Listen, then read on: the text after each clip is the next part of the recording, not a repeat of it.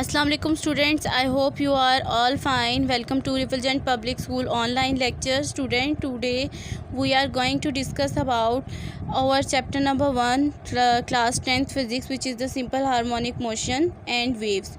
So in our most previous lecture we have learned about the general introduction of about SHM, which is the simple harmonic motion, and we discuss here an example of the spring mass attached to a spring showing SHM. So here we discuss some two more example to showing the simple harmonic motion. Firstly, we discuss ball and ball movements. The motion of ball placed in a ball is an other example of simple harmonic motion. So student, यहाँ पे देखें आपको एक bowl नज़र आ रहा है, उसमें एक बॉल अटैच है. अब ये बॉल जब तक दरमियान में रहेगा ये अपनी कंडीशन रेस्ट कंडीशन में रहेगा, जो कि ओ पॉइंट नज़र आ रहा है. अब जैसे ही आप इस बॉल को हाथ से मूव करवा के आप इसको इसके बिल्कुल कॉर्नर पे ए पे, जो कि इसकी एक्सट्रीम पोजीशन है, मूव करके लेकर जाते हैं, तो ऑब्वियसली ये वापस आएगा अपनी इनिशियल पोजीशन की तरफ, मीन पोजीशन की तरफ. अब क्योंकि इसकी रिस्टोरिंग फोर्स है जो कि इसको अपनी इनिशियल कंडीशन पर वापस लेकर आ रही है, अब इसकी रेस्ट कंडीशन पर वापस लेकर आ रही है, लेकिन क्योंकि बॉल का अपना मैस है तो मैस की वजह से ये बैकवर्ड एक्सेलरेट कर जाएगा और पॉइंट बी एक्सट्रीम पोजीशन पर मूव कर जाएगा. So when the ball is at mean position O, that is the center of the ball, net force acting on the ball is zero. जब वो बिल्कुल दरमियान में मौजूद है तो वहाँ पर उसकी नेट फोर्स जो है वो ज़ीरो होगी. In this position, force that exert has the ball on ball surface equal to that of the ball exerted on the ball. In this way it is at rest. मतलब कि जो है हम लोगों ने 9th में पढ़ा हुआ है कि हमारे पास जो है कुछ ना कुछ फोर्स एक्ट कर रही होती है. Every action have a reaction. जो फोर्स बॉल जो है वो बाउल पर लगा रहा है, ठीक है, वो फोर्स इक्वल है जो बाउल की सरफेस बॉल पर लगा रही है.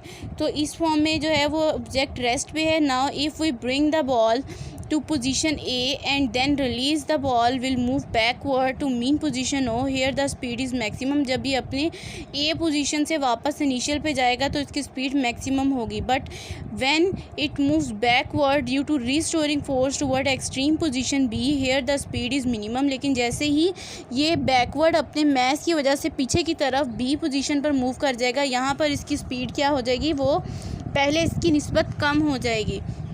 This to and fro motion of the ball and bowl is also show the SHM. इस तरह जो है वो बॉल एंड बाउल की जो मूवमेंट है वो भी हमारे पास जो है सिंपल हार्मोनिक मोशन को शो करती है. जैसे कि सिंपल हार्मोनिक मोशन किसी भी ऑब्जेक्ट की टू एंड फ्रो मोशन को हम लोग जनरली तौर पे कहते हैं. So here is one more example which is the motion of simple pendulum. A simple pendulum also exhibit the simple harmonic motion.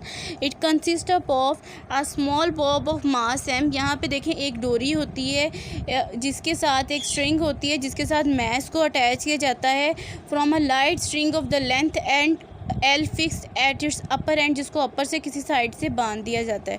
Eight position O it is at rest stage at equilibrium state. मतलब जैसे ही ये जो है अपनी initial condition पे होगी, इसमें कोई मूवमेंट नहीं हो रही, तो ये रेस्ट की हालत में होगी. Now if we bring the bob to extreme position A, जिस तरह हमने पहले एक्सट्रीम पोजीशन बताई थी कि हम अगर बॉब को जो उसके साथ वेट अटैच है उसको हम लोग आगे की तरफ ले जा के छोड़ देते हैं तो वो एक्सट्रीम पोजीशन होगी. तो जैसे ही हम इसको फॉरवर्ड मूव करके छोड़ देंगे तो ये जो है अपनी इनिशियल कंडीशन की तरफ वापस जाना शुरू कर देगी, जैसे कि बाकी ऑब्जेक्ट 2 में आपको बताया गया है. So here the component of the weight M G cos theta cancel out the component of the weight. So here is no motion. मतलब कि हमारे पास जो है कोस थीटा जो है वो ज़ीरो एंगल पे ये मूव करेगा, तो यहाँ पे कोई भी फोर्स एक्ट नहीं कर रही.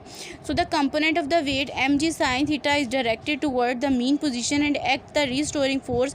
मतलब कि एम जी कोस थीटा जब ये रेस्ट हालत में था और जब इसको हमने एक्सट्रीम पोजीशन ए पे ले जाकर छोड़ा है तो यहाँ पे इसके मैस की वजह से, इसकी वेट की वजह से M G sine theta value आ गई है. अभी वापस क्या होगा, अपनी मीन पोजीशन की तरफ मूव करेगा.